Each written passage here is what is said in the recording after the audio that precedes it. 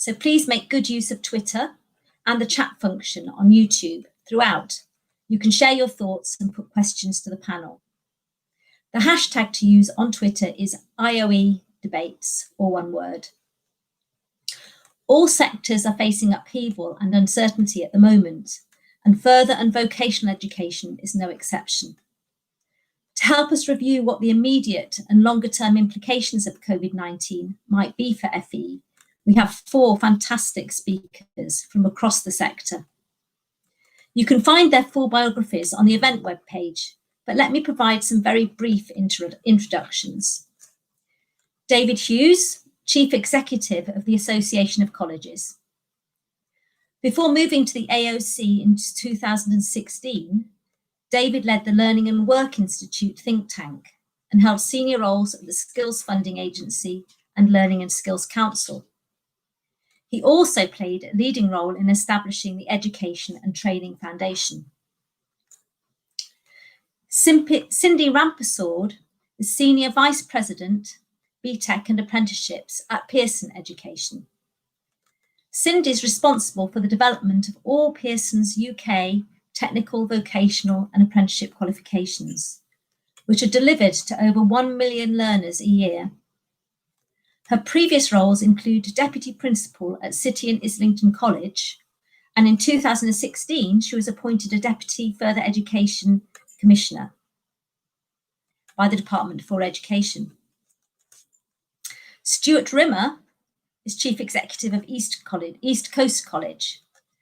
Having started his career in textile manufacturing and financial services, Stuart moved into education over 15 years ago.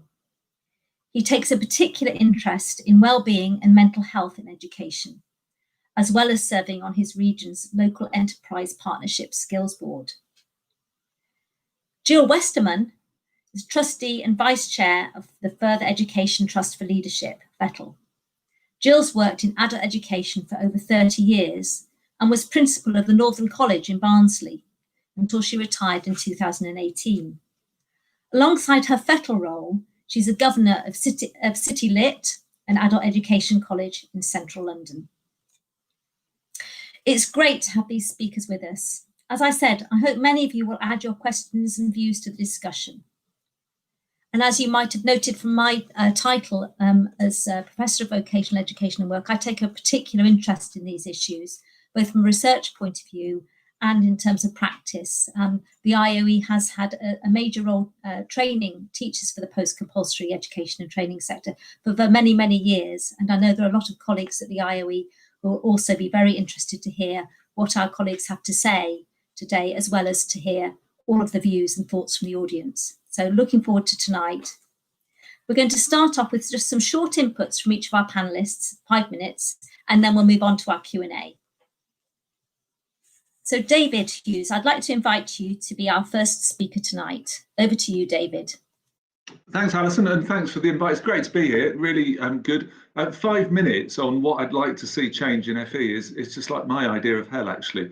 I could do 5 hours, but I've got 5 things, that, not in any particular order, really. The first is I'd like us to focus much more on people as citizens. I think we're much too intent on seeing them as kind of economic actors, people we need to give some skills to so they can be successful in the labour market.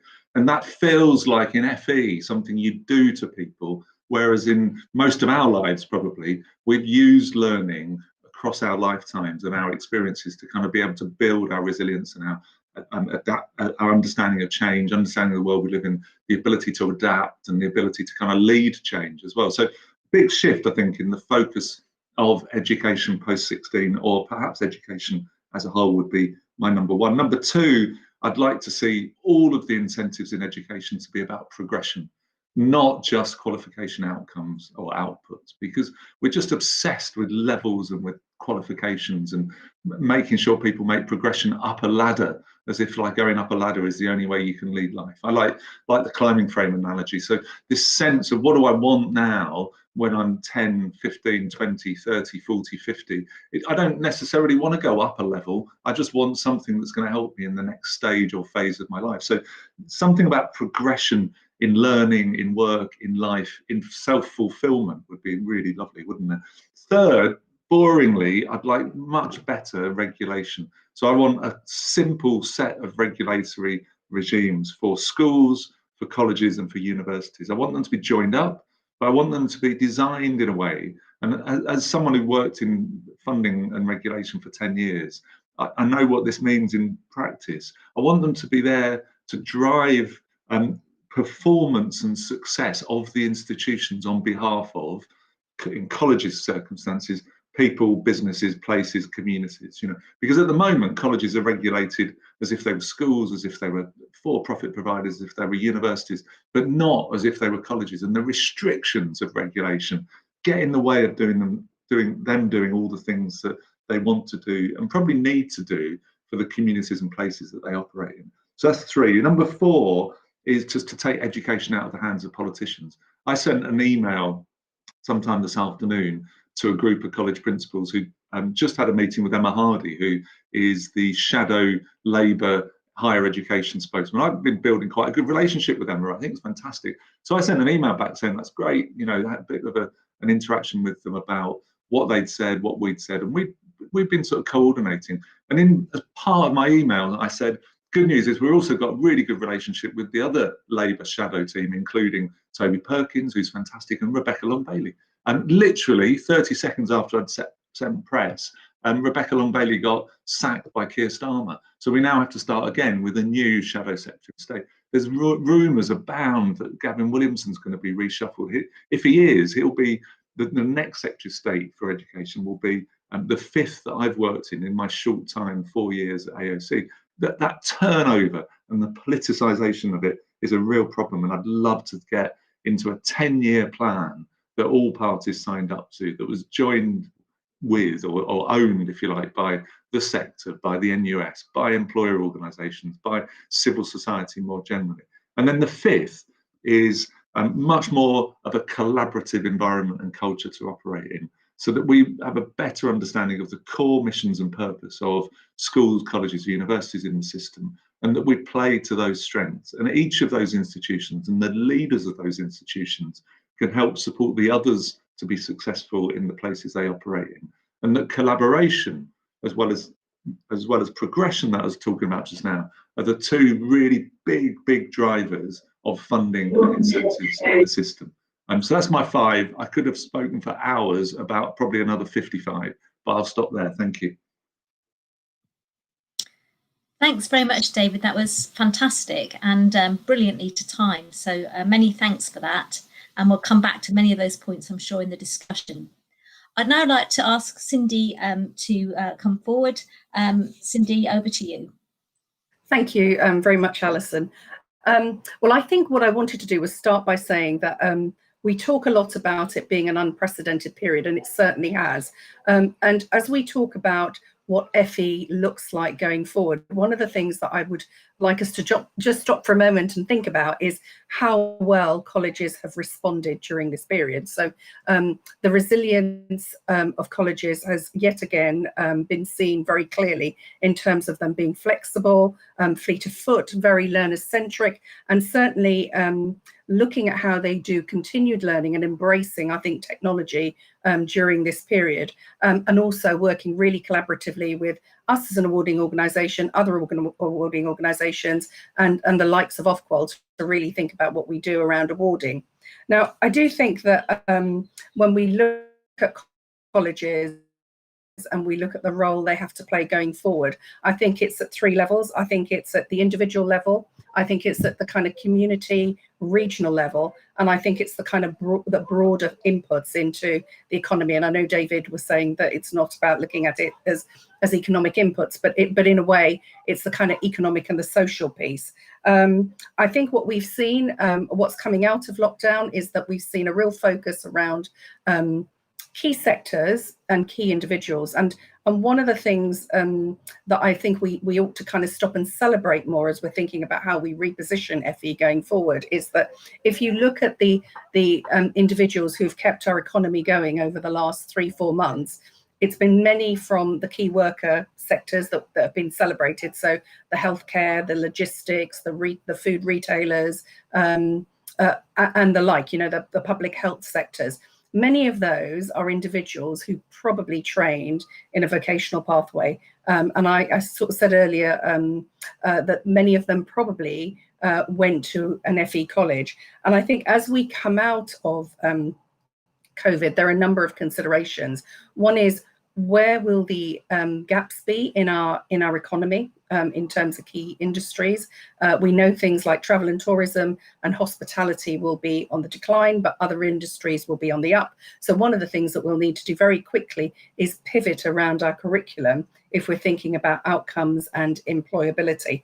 I also think there's a real consideration around making sure that 16 to 18-year-olds and adults are I guess supported the right way. And I think it's going to be about access. And I think for 16 to 18-year-olds, some of that access will be about plugging some of the inequality gap that may have developed as a result of COVID, where we know that students may not have had full learning, and potentially there'll be youth unemployment. And once there's youth unemployment, actually the impact to catch up, or the opportunity to catch up is reduced. And then I think for adults, it's again the risk around long-term unemployment, and how do colleges play a role in really supporting that. So I think increasingly going forward, curriculum linked to skills and employability. So the role of vocational and apprenticeships will be even more crucial, the skills of qualifications like BTEC. But I also thinking about modular learning and thinking about online and digital and things like proctoring will be crucial for access, not just for young people, but also for adults.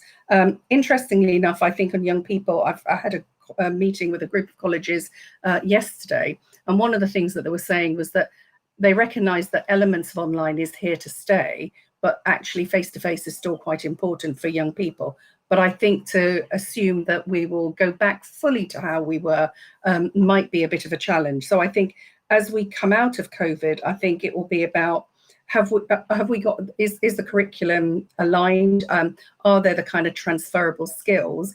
And actually, how do we embed a culture of lifelong learning that means that both young people and adults can continually flex for the labour market that will be changing? Because I think employability is a key outcome, is obviously crucial for kind of both individual economic well-being, but also the kind of the social impact for individuals and communities. That was my 5 minutes. Thank you. Thanks very much indeed. Very, very timely comments. I'd like now to pass over to Stuart as our third presenter. Hello, Stuart, over to you. Thanks, Alison. I think I'd just echo the thoughts of colleagues where just pointing out discussions like this, I think, are hugely valuable because they help shape ideas. And I think as we start to sort of begin to anticipate some of the changes that we might see in our operating environment is really helpful, because as we know, there's the fragility to the sector right now, and so any change we're going to experience might have a significant impact on us in colleges. I think that in a recent TESS article, actually, I wrote, and I wrote there our media part this evening, that I wrote about a series of scenarios that might face the sector, and without making sort of judgments about whether they're good or bad, you don't have to really think for too long before a set of scenarios might come true that might become a tsunami that could overwash us if we're not careful. But within that, I'd like to think there was some opportunities, and I think the debate calls for, can we do things better?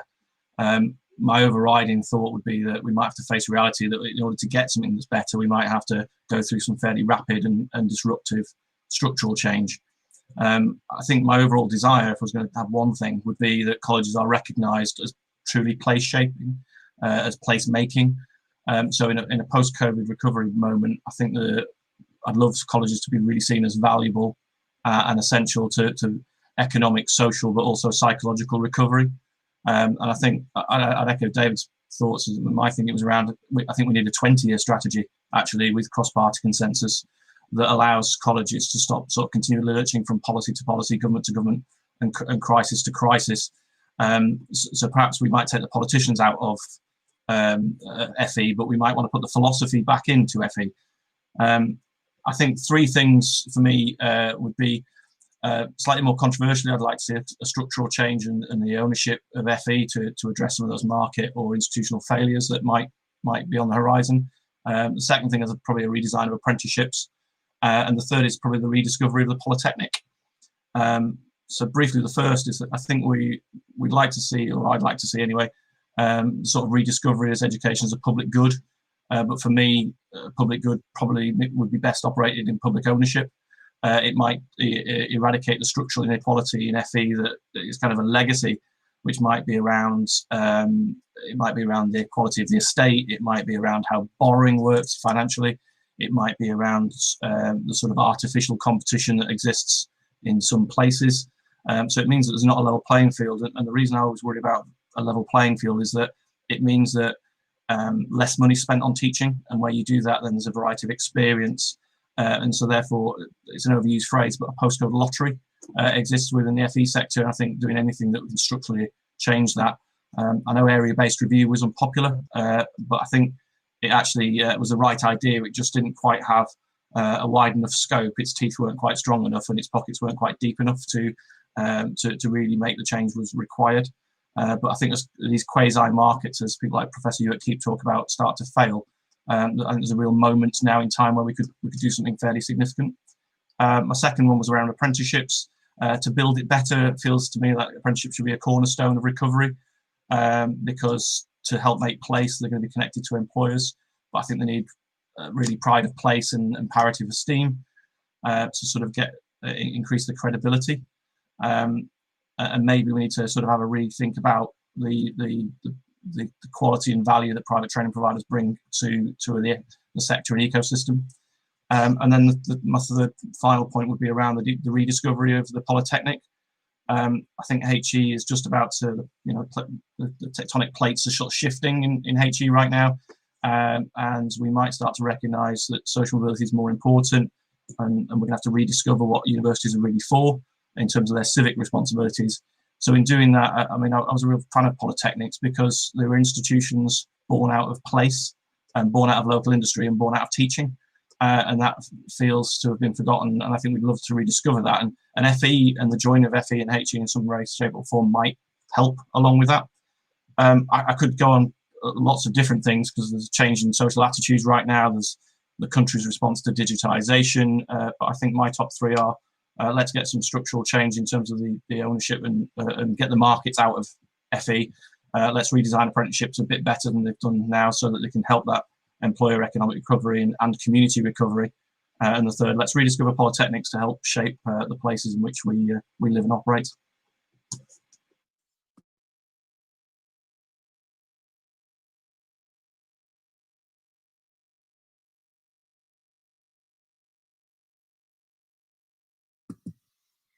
Just saying to Stuart, very, very important and challenging points, and I think that the audience will certainly want to engage with some of those. I've certainly got one or two questions as well. But I'd like to go now to Jill, our fourth speaker, Jill Westerman. Over to you, Jill. Thank you, Alison. Thank you and good evening. Thinking about the future and the future policy we want, well, the role of FETL, the Further Education Trust for Leadership, has always been to encourage future-focused thinking. And there's certainly plenty of material out there to support us in doing that. Just this morning at the FETL board, we looked at no fewer than 17 reports that have been produced across the 4 UK nations that all touch on post-compulsory education. And in fact, I'd recommend, if you go to the FETL website, we've got 2 recent things on there, a blog from Dame Ruth Silver about leadership, or leaderhood as she calls it, in response to Black Lives Matter.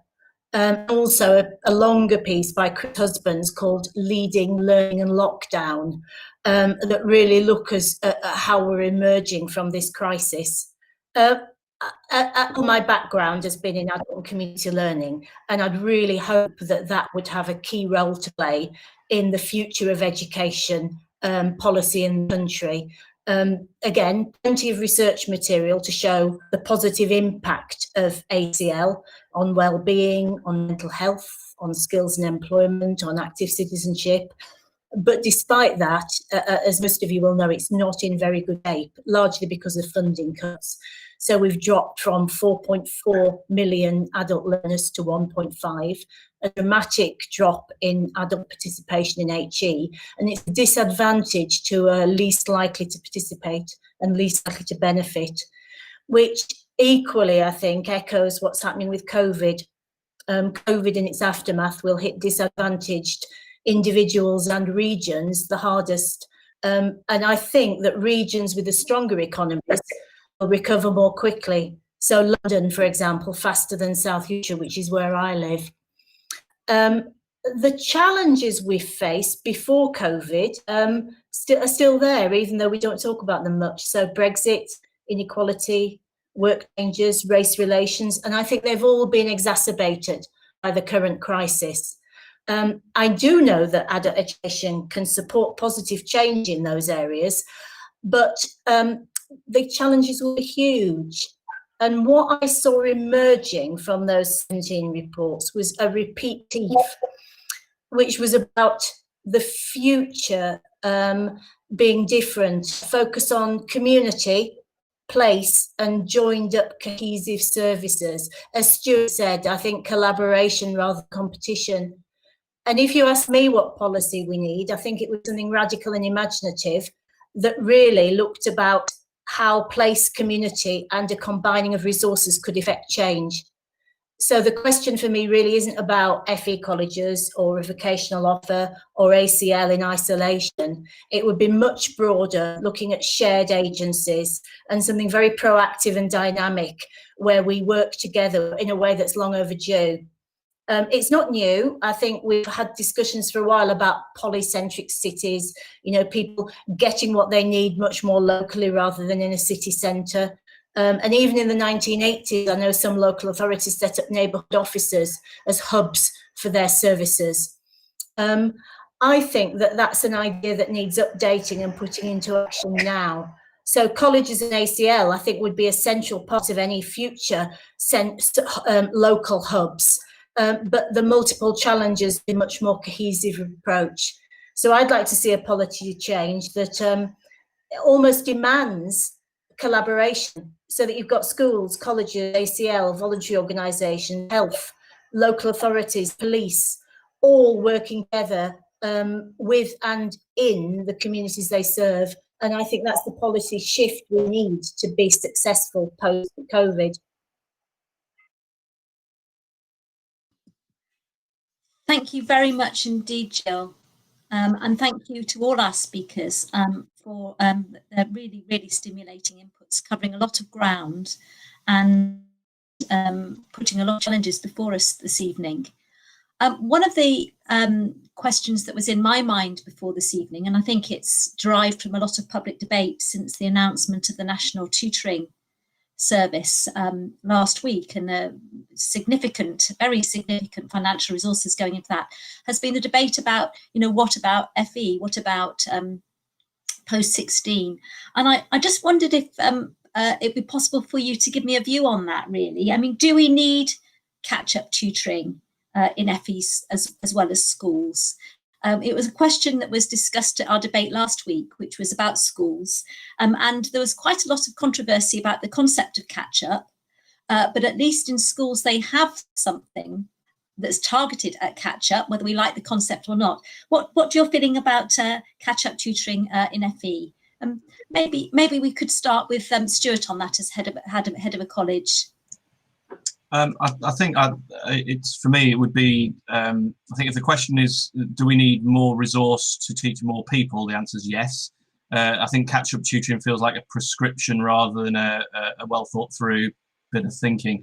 I think we're going to see in September a whole clutch of people coming from year 11 transitioning into college that are going to need something extra. I think we're going to have seen a whole series of people who've been in colleges who may have been planning to leave in the summer who might need to come back.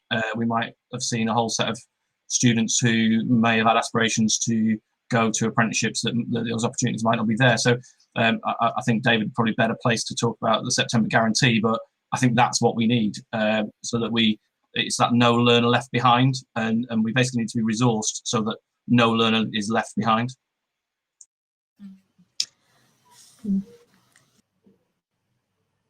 You're on mute, Alison. Thanks, Jill.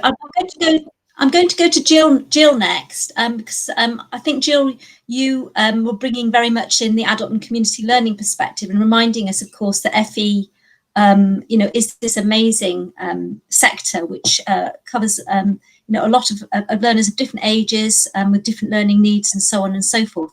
And so I wondered what the concept of potentially catch-up tutoring in the sector might mean to you, and whether you think that's a good idea and something that should be supported and called for. I think certainly for younger people preparing for exams, it would be very necessary, and equally for any adults who are in that position. Generally, a lot of ACL is unaccredited. It's not something where people necessarily need to follow a programme that has endpoint or need to do it at speed. What I do think is needed, though, for us all is some recognition as a society and as individuals. We're scarred. We'll all have been in many ways by the current situation. And I think for vulnerable and disadvantaged people, it's not so much catch up in academic terms. It's about a recognition that we need emotional and psychological catch up. I think adult education can definitely provide. Thanks, Jill. And I'm sure we'll come back to the point about wellbeing and mental health. Cindy, is there anything that you wanted to add to that? And then I'll perhaps go to David for a final word and then move on to a question from the audience. Yeah, I mean, I think it's linking to what Jill said, which was the point about inequality and where a number of young people and adults haven't had access to full learning during this period. And if you're on a programme of study, and you're going to progress, and progression is really important, then actually thinking about how that's funded and how that's supported is going to be crucial. And I think it feels a bit inequitable that schools have been given £1 billion to look at some sort of catch-up, whereas actually for FE there isn't. And we know that there's a big cohort of 16 to 19 year olds indeed. So I think it's about making sure that the foundation of the learning is there and that the inequality gap is closed. Thanks very much, Cindy. David, would you like to offer some comments on this issue about tutoring and pros and cons? Yeah, two things really. One is that in every recession we've ever seen before, colleges get more students, both young people and adults, for all sorts of reasons, not least because the labour market is a tough place to be in if you've got little experience and if you've got low levels of qualifications. And we know that the sorts of sectors that are really badly affected by lockdown are the ones where lots of young people start their careers in often low paid kind of low skilled jobs. So we know that young people and less qualified adults are going to be really badly and severely affected by this. So the package the government needs to put together needs to be enormous. We asked for £3.5 billion to help 750,000 people. Part of that was kind of catch-up support, for particularly focused on year 11s moving into college, because we know that schools generally don't put a lot of effort into some of those young people who are going on to college, because they're not going to stay in school and they're going to move on. They're not going to necessarily get their grade 4 in English and maths, and that they struggle in college anyway at the best of times. We're not in the best of times. They'll have lost at least 3 months of learning, perhaps 4 or 5, and they'll be probably affected by all sorts of other issues of motivation, of hopelessness, or perhaps mental health and mental well-being issues. So we have been calling for a kind of a pupil premium type thing, which of course stops at 16, no reason why it should, and to top up the resources that Stuart and his colleagues have to support. I don't think tutoring is the answer, but more resources to pay for more staff time to support the young people who will struggle with English and maths is an absolute must. It's an absolute must for their progression in learning, and it's an absolute must if you believe in anything to do with social justice. So it's completely indefensible that there has been no announcement yet for any kind of top-up funding for that group. I think it will come, but it's really shocking that it's not come yet. Thanks very much, David, and thanks very much for your responses on that. And as ever, I think colleagues from our sector thinking really holistically holistically about these issues, which is always, very impressive. I have a question from Alina Congrave from on YouTube. There's 2 or 3 different issues in this question, and it may be that you want to pick up on one rather than the other. So I'll read it as Alina has articulated it. So she'd like to know, how do we support students, for example, tourism students, to have the confidence and adaptability to change as their industry rapidly changes? And if they do change path, how can we support them to articulate their skills and match those to a new role? In other words, to think about what they've learned in a one particular occupation or job, and how that might be relevant to, and how they might be able to present that as relevant to a new role. So there's sort of different things, I think, bound up in that.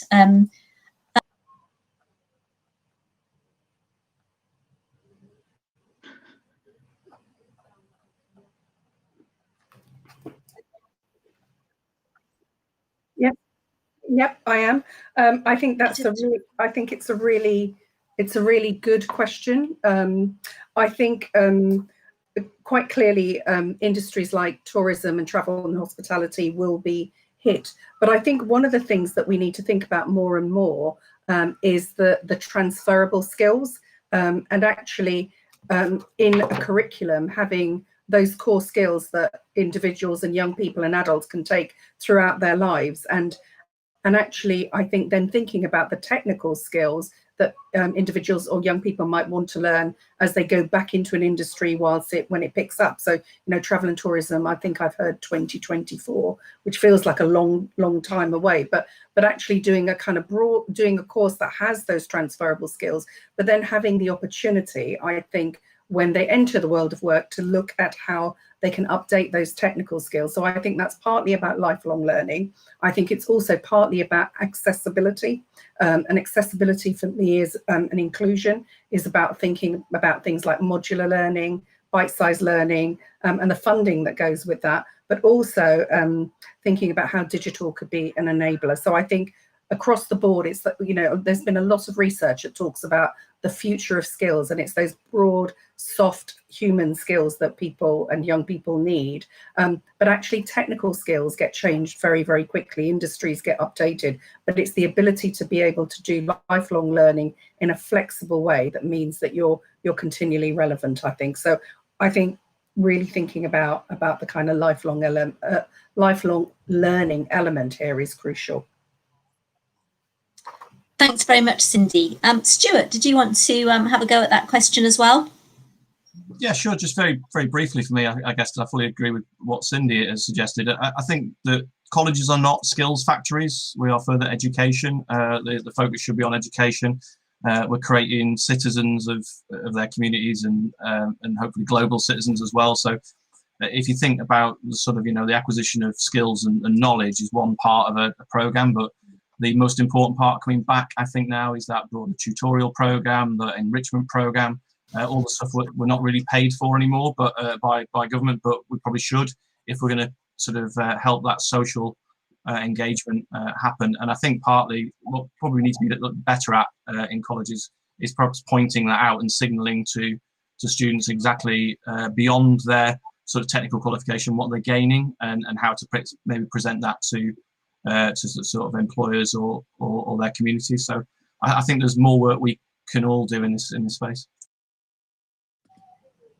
Thanks very much. I mean, I think one of the thoughts that your answers sparks off in me is really what we can learn from the long view. So I mean, I came into this area sort of at the tail end of the big youth unemployment crisis in the late 1970s and early 1980s, and the kind of heyday of government schemery around education work transitions, youth opportunities program, YTS, and so on and so forth. And it's where we really, through research, focused in on this concept of sparring for people who haven't got good opportunities in the labour market, and found it really hard thereafter to get back in and to make their careers. So I just wondered whether perhaps go to you first, Jill, whether there's anything you think that we can learn from crisis points in recent history, in terms of there being a catalyst or not for, you know, current changes that we might want to see?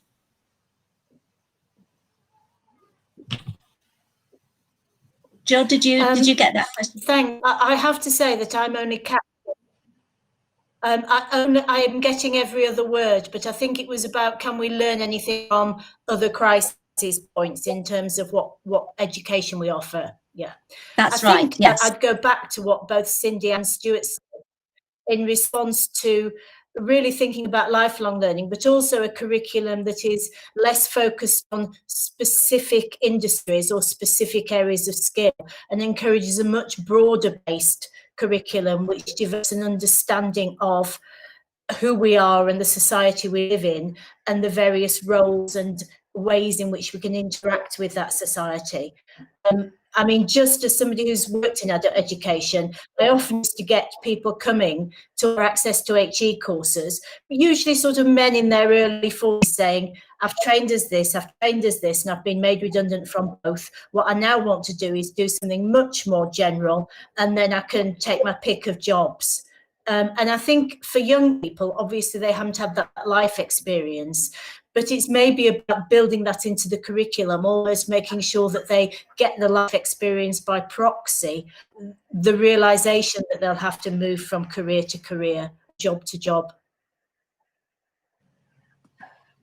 Thanks very much, Jill. David, would you like to come in on the kind of learning from the past points?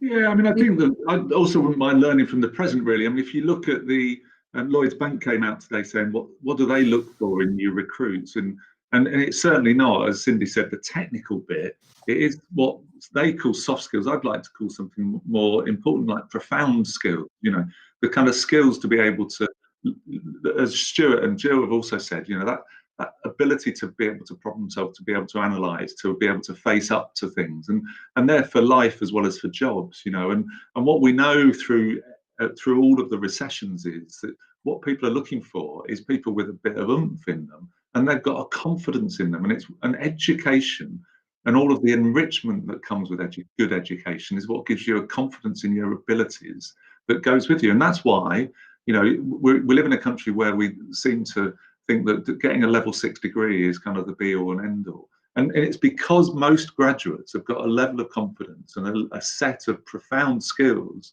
that we haven't allowed the FE system to deliver. The unit of resource in FE is so small that the amount that's available for enrichment is so paltry that we're not developing the human being the way Jill was talking, that kind of rounded picture. And we need to get back to that. We need to, for social justice reasons. Thanks, David.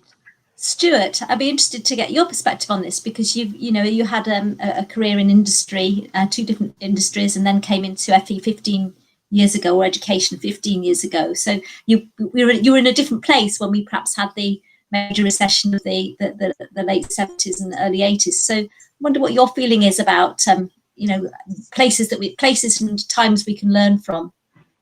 Sure, I guess without being too autobiographical, I think I'm probably a product of recessions and how those things change over time.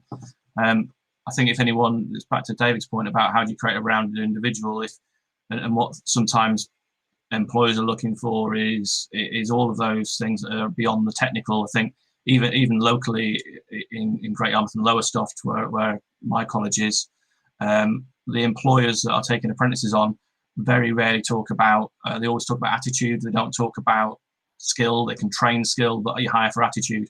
So they want someone who's driven and determined and got some doggedness and a slightly more resilient, that's a slightly overused term these days, and also who are personable, and they want in their team, and they want in their next to them in the brew room, and they want in the van, and those are the people who are more likely to be successful. But for some learners in our communities where they're not getting that modelling, particularly in socially deprived communities from the home, colleges are an ideal place to help do that modelling, and so people can learn to interact in that grown-up way. And I think that's what we've been missing over the last few years, perhaps. Oh, thanks very much, Stuart. Zachary Spire has come in, I think, with a comment and a question which links into some of this, and I think is relevant to the comments that you've been making. And I'd just like Cindy to come in. Zachary, so the curriculum for transferable skills and employability, is a brilliant point that's being made. But he's a bit worried, I think, that we may be reducing the ability of students to have more generic, more transferable skills if we focus on specific skills. Just wonder what your perspective on that is from a qualifications point of view, and from your perspective.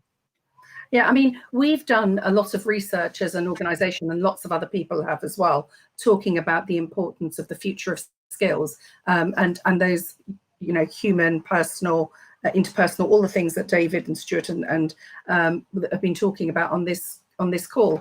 And one of the things that I think we need to consider is the bit that does make the difference is the enrichment. I'm absolutely clear on that, and certainly from my experience of working in an FE college, that's the powerful bit that really sets a young person up to be successful in the future. And I guess the question we should be asking, or one of the things that we should be thinking about, we're talking about reform to FE, but actually, is there a question around how we embed those soft skills in curriculum from much, much earlier on? And that includes early years. So actually we're quite good, I think, at early years at developing some of those nurturing skills.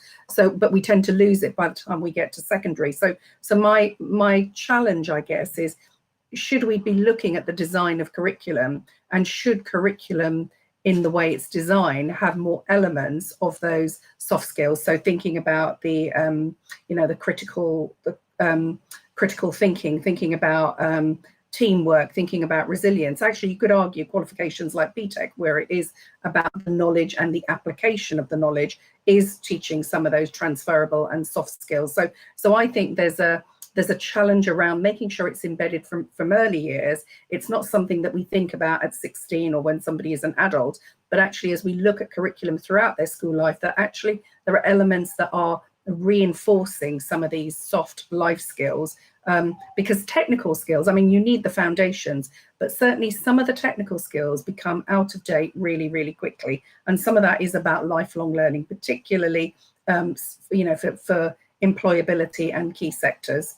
So I think that the challenge is, how do we embed it? Okay, and then I think that raises a question then about online learning, teaching and learning, and the prospect that we may well be required to continue to deliver our learning remotely, depending on what happens in term one from the new academic year, and also just in terms of social change, the way people are living their lives now. There may be more and more demand for online learning, which people can access flexibly and remotely, and so on and so forth. How, from a curriculum point of view and from a pedagogical point of view, how do we marry those challenges that we've just been talking about in terms of developing a rounded curriculum and really helping young people and adults to develop in a more rounded way, using David's term of profound skills, if we're perhaps having to use a lot of online learning? And Stuart, I'd be interested to know what you make of that. How's it going in your college, the move to online, and how are you trying to square some of these circles? So I think I'd probably firstly commend all my colleagues in not just my college, but all the colleges. The response has been stunning, and it's been rapid. And I think teachers have really had to learn new skills and adapt, and students have had to learn new skills and adapt in a very short order. I think my main point, though, would probably be we've done that from necessity, not desirability. And so any continuation of digital learning, I think we need to be a bit cautious, because just because we can doesn't mean to say we should. And we've done a little bit of sort of academic research from a pedagogical point of view, and actually in the main, most students are reporting they don't like it. They'll do it because they have to, because it's the only way to sort of finish off the year and get through the qualification. But it's not what they really want to do. They see learning as a social activity, and it's how people coming together to learn. So I'm not saying digital's not got a place, but I think we need to think very carefully about what that place is and how we best use it in the future. So we're sort of using it in a very efficient, productive way, but not to replace. Thanks very much, Stuart. Jill, would you like to come in on that? Perhaps thinking about the adult and community learner as a sort of group and recipient and consumer of online? Well, as I'm only getting every word at the moment, I think I'd say that it isn't always as effective as it may be.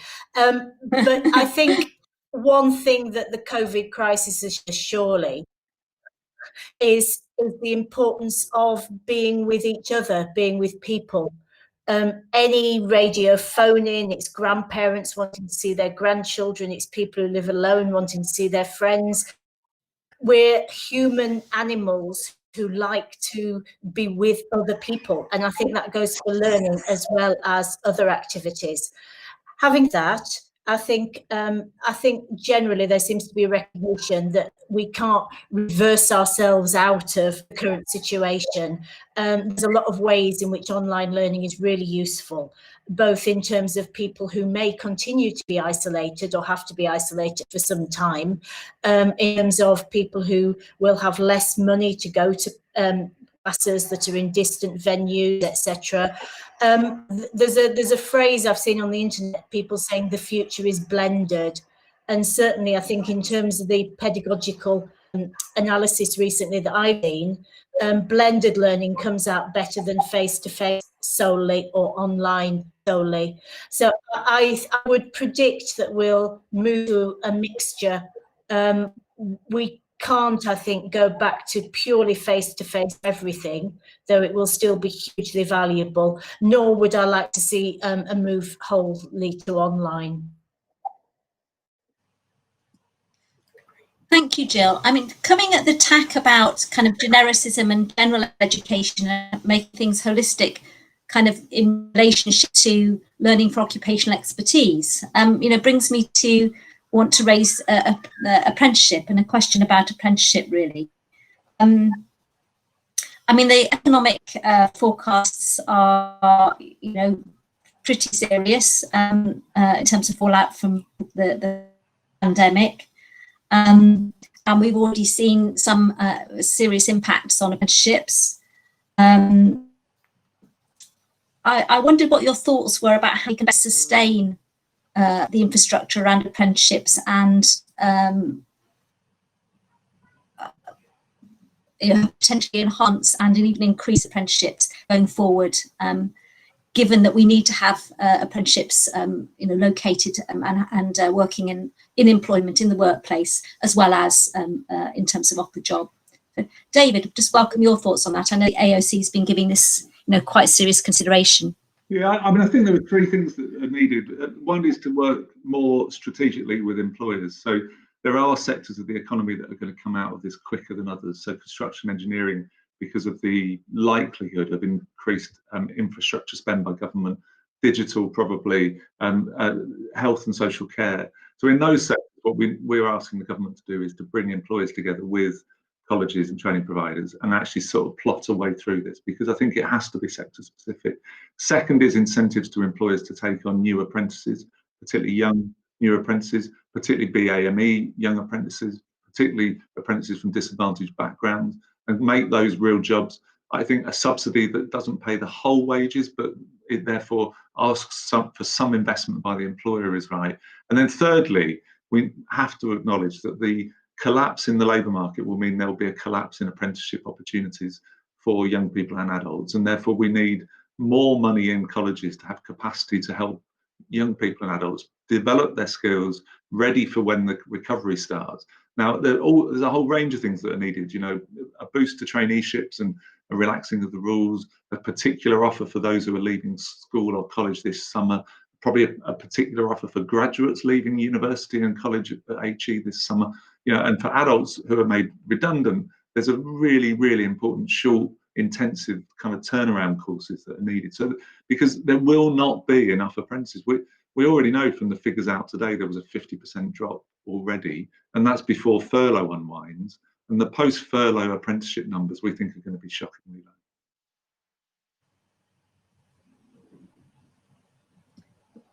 Some worrying times ahead then with regard to apprenticeship, and some serious and significant thinking needed in terms of policy, and certainly welcome the AOC's contribution to that debate. Cindy, did you want to comment on the apprenticeship point and the concerns about the future of apprenticeship and how we can maintain a high quality system? Yeah, I mean, I would agree with David completely that we need a focus around the sectors where there's going to be demand in the short term. I also think, in addition to looking at sectors, we should be looking at regional requirements and looking at developing regional plans to support recovery regionally, but also nationally, and addressing unemployment issues regionally, but also inequality regionally. The other thing that David talked about, which I think is a really good point, is thinking about the entry level pipeline of apprentices, and actually for young people in particular, looking at the level 2, level 3 apprenticeship pipeline, as well as traineeships. And I think on adults, it's really about how they continue with the engagement with learning, so that they could effectively step on to apprenticeship programs as they become available. And I think there's a lot out there around supporting furloughed workers at the moment in terms of both online and in college training, and really just making sure that in terms of the mental health well-being aspect, actually, that people are, for a period of time, may be unemployed, but it's actually how do you keep that engagement, so that when apprenticeships and the economy does start to recover and there is demand, that actually people are able to I guess, progress. Thank you, Cindy. Stuart, did you want to comment on that from the perspective of the college? I'm sure you're heavily involved in apprenticeship provision. We are. It's about 20% of our provision at East Coast, and I think that all of David's points I wholeheartedly support. I take a fairly simple view around this, is that we need to, if government don't step in at this space to support apprenticeships, I just encourage them to play the long game.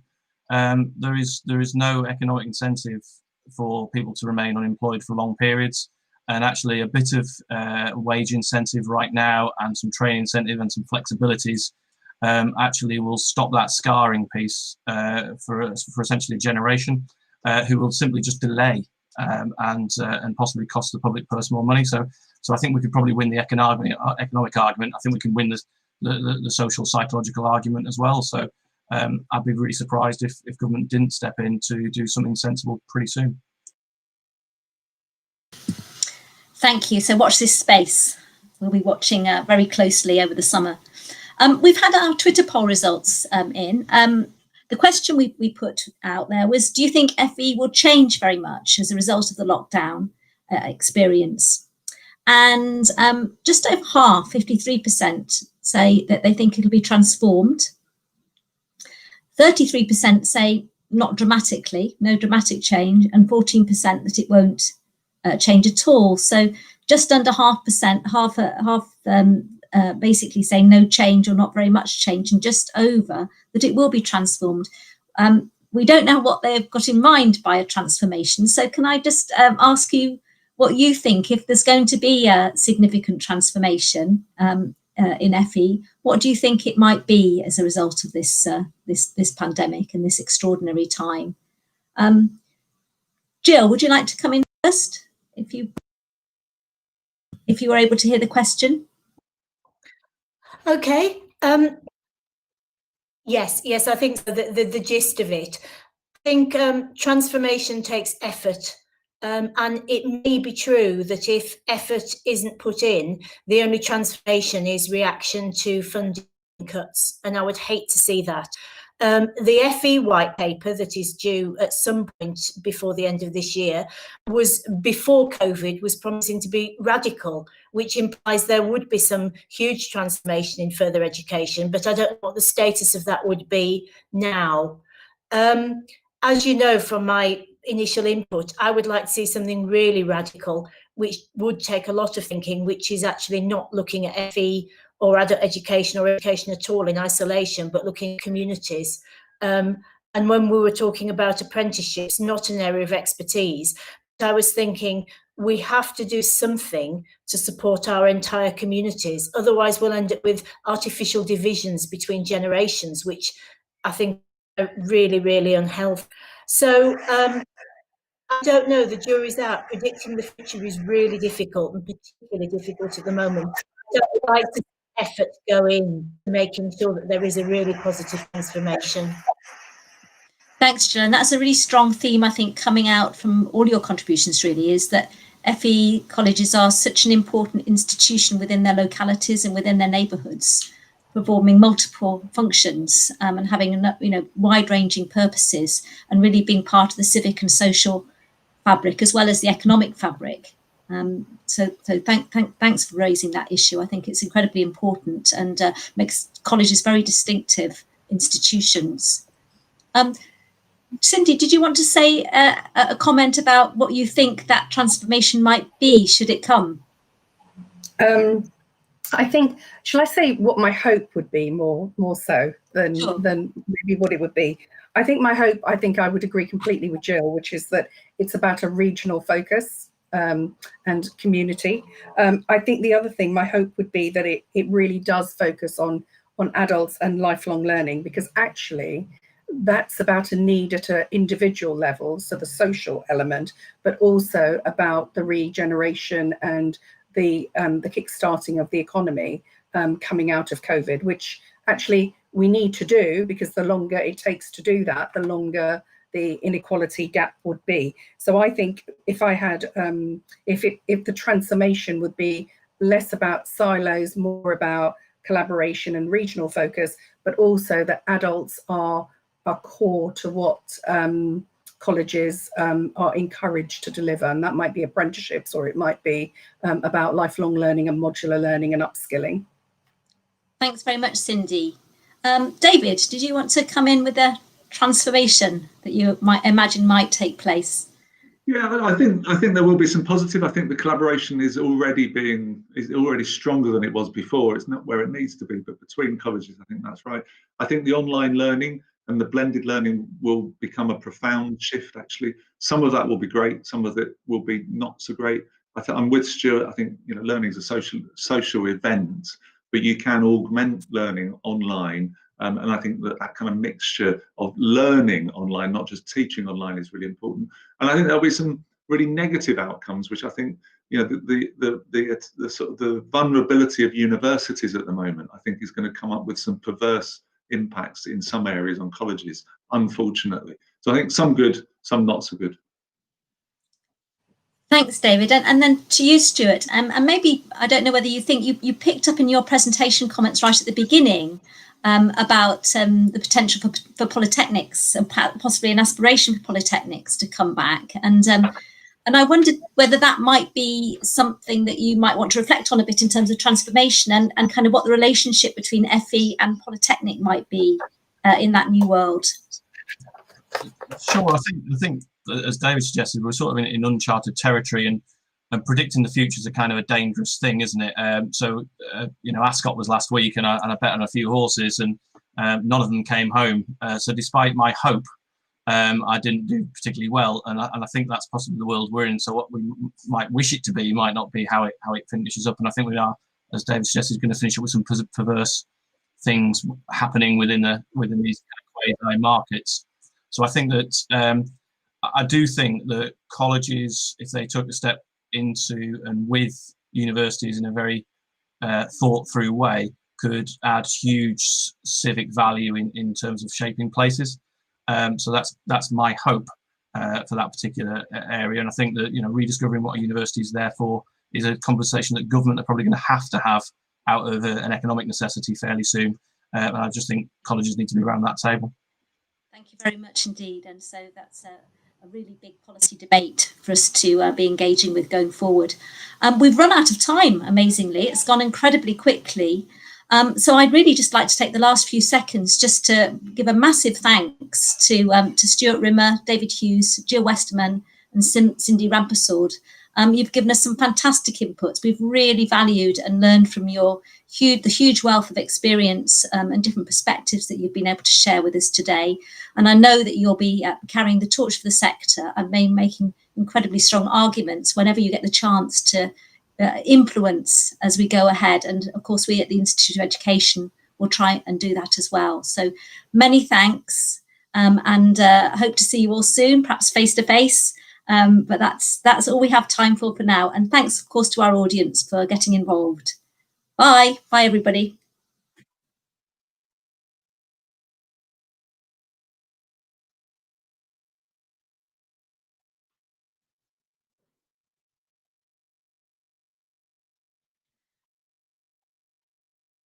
Thank you.